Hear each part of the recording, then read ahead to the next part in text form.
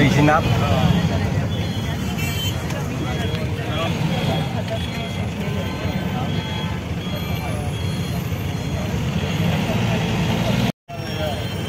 अंबेजोगाई मातेचं मंदिर अंबेजोगाई आपण आता गेट मधून प्रवेश करतोय। अंबेजोगाई श्री योगेश्वरी मंदिर आहे ते आपण बघू शकता।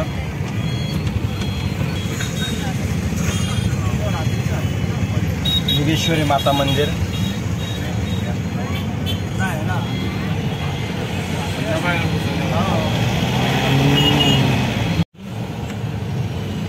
इधर इधर इधर। नमस्कार मित्रांनो, आपण आलो आहोत आता अंबेजोगाई या तीर्थक्षेत्री। तर आपण बघू शकतो इकडे योगेश्वरी मातेचं मंदिराचं गेट आहे। आता आपण जाऊयात आणि योगेश्वरी मातेचं दर्शन घेऊयात। तर चला मग।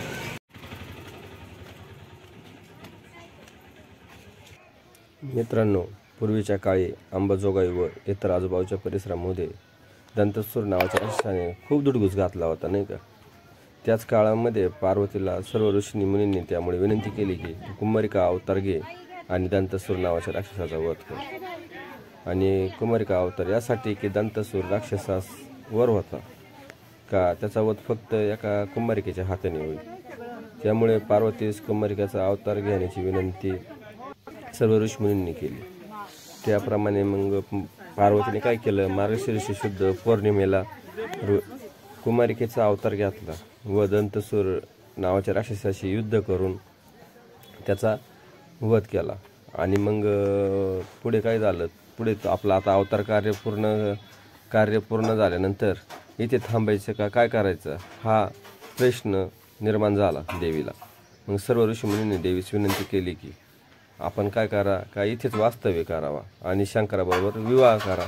पण देवीची काही लग्न करण्याची इच्छा नव्हती, तरी सर्वांच्या आग्रहामुळे देवीने लग्न करण्यास होकार दिला। आणि त्यामुळे ती एक अट पण त्यांनी देवीने सर्वांना घातली की लग्न हे सूर्योदयापूर्वीच झालं पाहिजेत, नाहीतर विवाह होणार नाही। मग सर्वांनी ही अट मान्य केली। पण मुळात देवीचीच इच्छा नव्हती का लग्न करायचं, त्यामुळे देवी सकाळी विवाहाच्या मुहूर्तापर्यंत काही तयार झाली नाही। मग तो विवाहाचा मुहूर्त टळला, त्यामुळे ती कुमारिका अवतारातच तिथे थांबली। मग त्यातच विवाह न झाल्यामुळे शंकराला राग आला।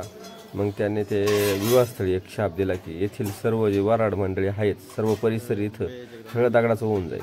शंकराला राग आला, त्यामुळे त्यांनी ती शाप दिला आणि ती वाणी खरी ठरली व लग्नासाठी आलेले हत्ती, लग्नासाठी घातलेला सर्व मंडप सगळं दगडाचे होऊन बसलं। मग तिथून फक्त 5 किलोमीटरवर आपल्याला ते बघावयास मिळतं। म्हणजे त्या ठिकाणाला हत्तीखाना किंवा अंबेजोगाईचं जे जोगाई देवीचं माहेरघर पण म्हणून ओळखलं जातं, नाही का।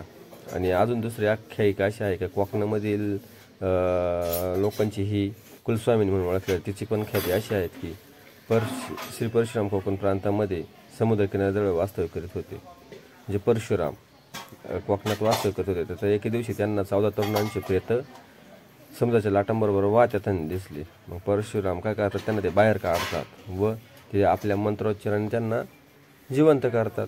हे तरुण मृत झाल्याची त्यांना चित्त चढल्याची वार्ता सगळीकडे पसरलेली होती पहिलीच, पण आता ते आता परत जिवंत झाले होते। पुढे या तरुणांना आपली मुलगी देण्यास कुणी तयार व्हायना। वधू शोध निमित्ताने मग काय केलं, परशुराम हे अंबेजोगाईला आले। तेथील लोकांजवळ त्यांनी विवाहाचा मनोदय लोकांना व्यक्त केला। मग तेथील लोकांनी त्यांच्याशी आपल्या मुलीच्या विवाहाची संमती दर्शविली। मग ते पण मग अट होती की ह्यात आपण त्यांच्या वंशजांनी आपल्या योगेश्वरीलाच आपली कुलदेवता मानायची। मग ते काय करतात, ही अट मान्य करतात आणि मग विवाहाला सुरुवात होते आणि विवाह हा संपन्न होतो। मग आलेली सर्व मंडळी जोडप्यांसह परत कोकणामध्ये परतले जातात। तेव्हापासून मग योगेश्वरी देवीला चित्पावनाची म्हणजे कोकणातली कुलदेवता म्हणून ओळखले जातात। म्हणजे आजही मुंबई झालं, परत कोकण प्रांत झाला, तर तेथील लोक योगेश्वरीला येतात आणि त्यांची ती कुलदेवी स्वामी म्हणून ओळखले जाते. हे 51 शक्तिपीठांमधील एक महत्त्वाची देवी आहे नाही का. अशा प्रकारे आपण आता सर्व परिसर बघत आहात मंदिराचा. हा सर्व परिसर बघा तुम्ही. गर्दी खूप असते मंदिरामध्ये. भव्य दिव्य असं मंदिर आहे. दर्शन मार्ग लाईन दिसतोय तुम्हाला. वरती देवीचा मंत्रही लिहिलेला आहे. तर चला आता आपण मंदिरामध्ये प्रवेश करूयात. जितकं वेळ मी तुम्हाला दाखवायचा प्रयत्न करतो मंदिरामध्ये. व्हिडिओ शूटिंग काही करता येत नाही तरी मी तुम्हाला दाखवतो. बारी खूप लागलेली आहे मंदिरामध्ये. आता आपण सर्व फिरून आलोत. बाकीच्या मंदिराच्या परिसरातही बारी होते. हे मंदिराचं दगडी काम तुम्ही बघू शकता. तुळजापूरलाही असंच बांधकाम बघावयास मिळेल तुम्हाला. भवानी मातेच्या मंदिरामध्ये देवीची परडे असते बाजूला, ती पण तुम्हाला मी दाखवेलच. आणि देवीच्या गाभाऱ्यामध्ये जितकंही मी दाखवायचा प्रयत्न करेल देवीची मूर्ती, ती तुम्हाला दर्शन घ्यायचं आहे तिथे.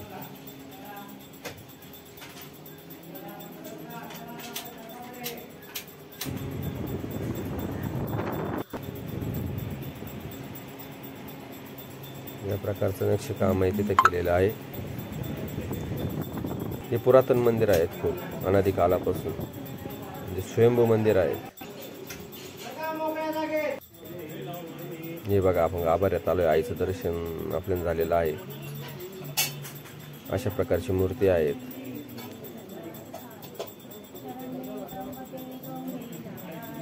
तर आता आपण बाहेर येतोय. हे बघा इथे परडे असते, ती पण तुम्हाला दाखवतो. इथे लोक पीठ वगैरे जे असेल नसेल ते इथे दान करतात.